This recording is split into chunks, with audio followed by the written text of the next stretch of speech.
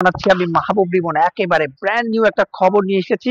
তার আগে একটু বলতে চাই যে মিরপুরের শেরেই বাংলা থেকে আহ, সিলেট, অর্থাৎ সিলেটের যে লাক্কাতুরা, সেই দুই স্টেডিয়াম ঘুরে বিপিএল এর উন্মাদনা কিন্তু সাগরিকায়, অর্থাৎ চট্টগ্রামে। কিন্তু সেই উন্মাদনা শুরুর আগেই একেবারে একেবারে যেন অনেক বড় খবর, বলছিলাম যে একেবারে ব্রেকিং একটা নিউজ।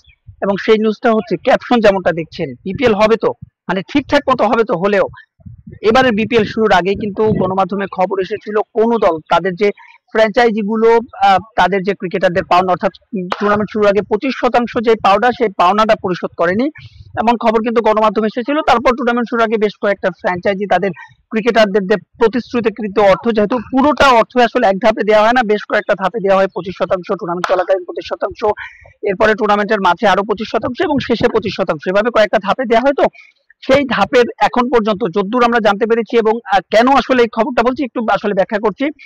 রাজশাহী ফ্র্যাঞ্চাইজি এখন পর্যন্ত ক্রিকেটারদের, অর্থাৎ দেশি কিংবা বিদেশি কোন ক্রিকেটারদের কোনো পাওনাই পরিশোধ করেনি, এবং যে কারণে রাজশাহী তাদের কিন্তু আজকের যে অনুশীলন, সেই ক্রিকেটাররা সেই অনুশীলনটা বয়কট করেছে। একটু পেছনের খবর বলতে চাই, রাজশাহীর যে মিডিয়া গ্রুপটা রয়েছে, অর্থাৎ বিপিএল এর আগে প্রত্যেকটা ফ্র্যাঞ্চাইজি গুলোর মিডিয়া গ্রুপ রয়েছে, সেই মিডিয়া গ্রুপে গতকাল রাতে, আমি আসলে দর্শক একটু সময় নিয়ে নিচ্ছি, গতকাল রাতে আসলে একটা টেক্সট করা হয় তাদের যে মিডিয়া ম্যানেজার, সে ম্যানেজারের পক্ষ থেকে, যে আজকের আজকে সকাল 10টার সময় যে এম এ আজিজ স্টেডিয়াম রয়েছে, সেই এম এ আজিজ স্টেডিয়ামে আজকে তারা অনুশীলন করবে। যদিও আগামীকালকে তাদের কোনো ম্যাচ নেই, দুটো ম্যাচ রয়েছে আগামীকালকে।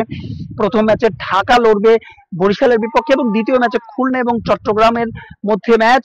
রাজশাহীর যদিও কোনো ম্যাচ নেই, কিন্তু তারা পরবর্তী প্রস্তুতির জন্য কিন্তু সে ম্যাচটা অনুশীলন করতে চেয়েছিল এম এ আজিজ স্টেডিয়ামে। কিন্তু আজ সকাল 9টা 48 মিনিটে, অর্থাৎ অনুশীলন 10টায় শুরু হওয়ার কথা ছিল, সেই 9টা 48 মিনিট নির্ধারিত অনুশীলনের 12 মিনিট আগে তাদের যিনি মিডিয়া ম্যানেজার রয়েছেন, তিনি জানিয়ে দেন যে রাজশাহীর যে ক্রিকেটার রয়েছেন তারা আজকে অনুশীলন করবে না।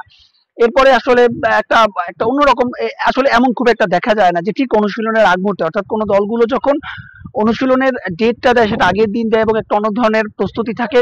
ঠিক অনুশীলনের আগ মুহূর্তে কেন রাজশাহী তাদের যে অনুশীলনটা আসলে ক্যান্সেল করলো, সে খবর যখন আমরা জানার চেষ্টা করি, তারপরই আসলে বেরিয়ে আসে মূল তথ্য, যে রাজশাহীর যে ক্রিকেটাররা রয়েছেন, সেই ক্রিকেটাররা তাদের যে কোনো পাওনা তারা পাননি। যদিও সূত্রের খবর যে রাজশাহীর কোচেরা তাদের পাওনাটা পেয়ে গেছেন, অর্থাৎ এখন পর্যন্ত যে প্রতিশ্রুতকৃত অর্থ তা পেয়ে গেছেন, কিন্তু কোনো ক্রিকেটার পাননি, যে কারণে তারা আজকের অনুশীলন করবেন। এবং তারা একটা হুমকিও দিয়ে রেখেছেন, যদি আজকের মধ্যে তাদের যে পাওনা রয়েছে, প্রতিশ্রুতকৃত যে পাওনা, সেই অর্থটা যদি তাদেরকে বুঝিয়ে না দেওয়া হয়, তবে কিনা তারা এবারে টুর্নামেন্টের যে পরবর্তী তাদের ম্যাচ রয়েছে, সেই ম্যাচেও তারা খেলবে না। সব মিলিয়ে কিন্তু একটা জটিল অবস্থা। জানেন যে বিপিএল শুরুর আগেই কিন্তু টিকিট সহ নানা ইস্যুতে, যদিও বাংলাদেশ ক্রিকেট বোর্ড এর আগে ঘোষণা দিয়েছিল যে এবারে বিপিএলটা হবে একটু অন্যরকম, কিন্তু শেষ পর্যন্ত যদি রাজশাহী টুর্নামেন্টে না খেলে, অর্থাৎ একটা ম্যাচও যদি তাদের ক্রিকেটাররা না খেলে, এটা আসলে অন্যরকম হবে। তবে সেটা নেতিবাচক অর্থে বলছিলাম যে টুর্নামেন্ট শুরুর আগেই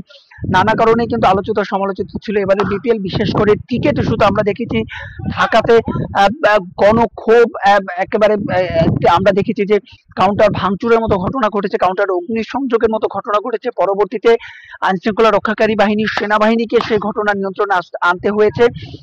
এবং এরপরে যে আজকের এই বিষয়ে আমরা জানার চেষ্টা করেছিলাম, রাজশাহীর যিনি ম্যানেজার রয়েছেন মেহরাব হোসেন অভি, জাতীয় দলের সাবেক ক্রিকেটার, তাকে একাধিকবার আমি ফোন দিয়েছি, 7 থেকে 8বার তাকে ফোন দিয়েছি, ফোন এবং হোয়াটসঅ্যাপে।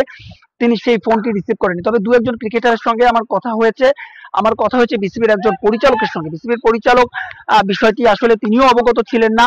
পরবর্তীতে তিনি নিশ্চিত করেছেন এমন একটা বিষয় আসলে ঘটেছে, তবে তারা দ্রুতই আসলে দুই পক্ষের সঙ্গে যোগাযোগ নিচ্ছেন। আর ক্রিকেটাররাও আসলে বাস্তবতা মেনেই, সাংবাদিকতার নর্মস মেনেই, আমরা সেই ক্রিকেটারের নাম বলছি না, তবে ক্রিকেটাররাও বলছেন যে হ্যাঁ, ঘটনা সত্যি। তবে তারা এই বিষয়ে আসলে কেউই মুখ খুলতে চাচ্ছে না। একজন ক্রিকেটারের সঙ্গে কথা হয়েছে, তিনি ফোন কেটে দিয়েছেন খুব স্বাভাবিকভাবে। আরেকজন ক্রিকেটার, তিনি বলছেন ভাই এই বিষয়ে কোনো মন্তব্য করতে চাই না। তবে আরেকজন ক্রিকেটার বলেছেন হ্যাঁ, তাদের মধ্যে আসলে একটা চাপা ক্ষোভ রয়েছে, কারণ এখন পর্যন্ত কিন্তু তারা কোনো অর্থ বুঝে পাননি। জানেন যে এর আগেও কিন্তু একাধিক বিপিএল এ ক্রিকেটারদের দেনা পাওনা ইস্যুতে কিন্তু এমনও হয়েছে বাংলাদেশ ক্রিকেট বোর্ডকে শেষ পর্যন্ত সেই ক্রিকেটারদের যে অর্থ, সে অর্থ প্রদান করতে হয়েছে। সব মিলিয়ে কিন্তু একটা অনিশ্চয়তার মুখে পড়ে গেল। তবে আজকের দিনটা এ কারণে ভীষণ গুরুত্বপূর্ণ, কারণ রাজশাহীর ক্রিকেটাররা বলছেন যে আজকের মধ্যে তাদের যে সমুদায় অর্থ, সেই অর্থ, অর্থাৎ সমুদায় অর্থ বলতে বলছিলাম যে একটা নির্দিষ্ট পরিমাণের অর্থ, সেই অর্থটা যদি তারা বুঝে পান তবে পরশু